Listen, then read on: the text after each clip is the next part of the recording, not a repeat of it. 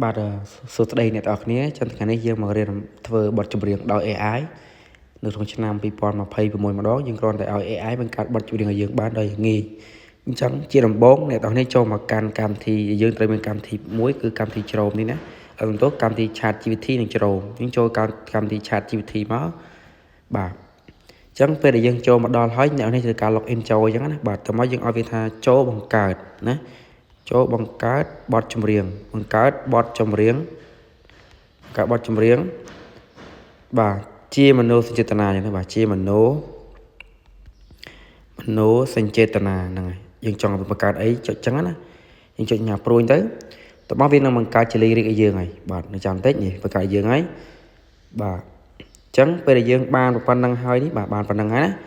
យើងយកសញ្ញានេះអាសញ្ញា copy ពេលវាបង្កើតចប់នេះបាទកើតចប់នេះយកសញ្ញាមួយគឺយកសញ្ញា copy នេះចុចញ៉ាំមកបន្តមកទៀតយើងថយមកយើងចូលទៅកាន់កម្មវិធីជ្រោរបស់យើងតមកនេះវាយ website មួយដែលមានឈ្មោះថា Flow Music នេះខាងលើនេះចុចលើវាមកនេះមួយនេះណាយើងចុចលើវាចឹងទៅបាទរងចាំបន្តិចអញ្ចឹងអ្នកនេះត្រូវការ login ជាមួយនឹង account Gmail របស់អ្នកនរនេះចូលអញ្ចឹងណាអញ្ចឹងពេលដែលអ្នកនេះ login ចូលហើយវានឹងឲ្យយើងធ្វើការបង្កើតហើយអញ្ចឹងកន្លែងនេះវាដាក់ថា ask pro user អញ្ចឹងយើងចុចលើវាមកសកត់ឲ្យជាប់យកពាក្យថា pass នេះហើយយើងចុចសញ្ញា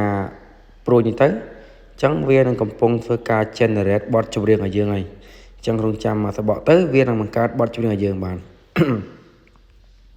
នេះបទចម្រៀងឲ្យយើងវាបង្កើតបាន2បាទអាចលើមកក្រោមមួយអញ្ចឹងណាអញ្ចឹងនេះគឺជាវិធីបង្កើតបទចម្រៀងដោយប្រើ AI បានយើងអាចយកបទចម្រៀងហ្នឹង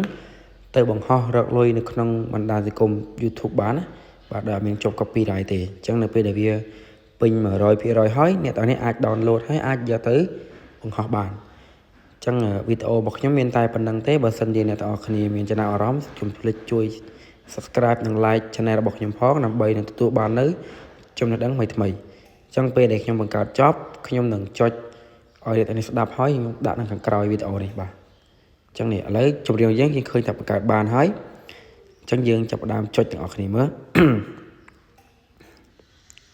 បាទ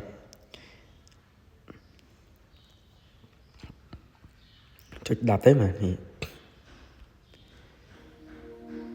នេះគឺជាបទចម្រៀងដែលបង្កើតដោយ AI អញ្ចឹងអ្នកនេះអាចបង្កើតបានយ៉ាងងាយណាបាទបើសិនជាអ្នកនរនេះចង់ download អានេះចុចសញ្ញាត្រី3នេះមកហើយពេល download ទៅវាឲ្យ download ហើយបាទអញ្ចឹងវីដេអូរបស់ខ្ញុំមានតែប៉ុណ្្នឹងទេអញ្ចឹងសូមអរគុណ